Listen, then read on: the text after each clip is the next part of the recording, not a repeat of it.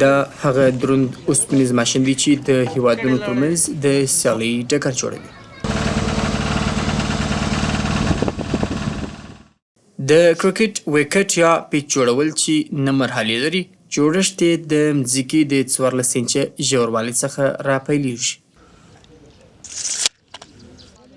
عبدالله ځاځی چې 19 کاله یې د کرکټ پیچونه جوړ کړي دي داسې وایي. د پیچ د بیغ بنیاد نه چې کله جوړیږي نو هغه موږ 14 انچه شاوخوا کدایي کوو، یعنې لاندې ښکته ځو، تل هغه د اوبو نه ډکوو د یو 2-3 ورځو لپاره چې ښه اوبه جذب کړي. د هغې نه بعد موږ په دې باندې 3.5 ټنه 3 ټنه شاوخوا رولر چې وي دغه موږ مسلسل ډول باندې 2 غنټې 3 غنټې ګرځوو تر څو بیخي ښه مضبوط جوړ سي. د هغې نه بعد موږ دې باندې د حشراتو دوایي استعمالوو چې مثال چونجی ونه کړي یا ګونګټه یا بیا د هغې نه بعد موږ ریګ استعمالوو، 2 انچه ریګ استعمالوو. هغه ریګ چې مثال د سین ریګ وي 2 انچه. د هغې نه بعد موږ بیا غټه تیږه استعمالوو، څوکیداره تیږه باید وي. څنګه چې دغه تیږه استعمال کړه نو دا 4 انچه شاوخوا دا تیږه استعمالیږي. په هغې باندې بیا لنګر ګرځول کېږي، درون رولر تر څو چې ښه ځان نه نباس.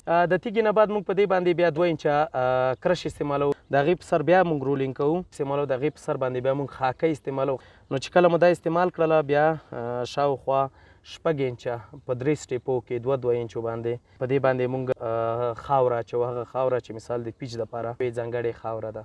د هغې په سر واښه کرل کېږي، بلیک جیک او برموډا دغه واښه نومونه دي. کولی شو چې مثال ګرین پیچ ولرو، شین پیچ ولرو. د کرکټ د پیچ جوړولو دغه ځانګړې خاوره چې تر دا مهال په هیواد کې نه پیدا کېږي، د ګاونډي هیوادونو څخه راوړل کېږي تر څو دلته په پیچ جوړونه کې ورڅخه استفاده وسي. او بالکل دا خاوره چې ده د افغانستان کې مو کوشش پې کړی ده بار بار، خو څومره خاوره چې دغه ده د هغې په نسبت موږ نه ده پیدا کړې، یو ښه والی نشته پکې دومره.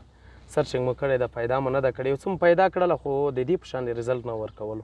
نو دا شاوخوا د همسایه ملکونو نه راوړو. ځینې ملکونه دي چې هغه خپله لري، ځینې ملکونه دي چې مثال نورو ملکونو ته یې ورکوي او خپله یې نه لري. د کرکټ پیچ یا ویشتنځای چې 22.55 متره اوږدوالی لري، د لومړۍ مرحلې څخه یې جوړول تر 20 ورځو پورې وخت نیسي.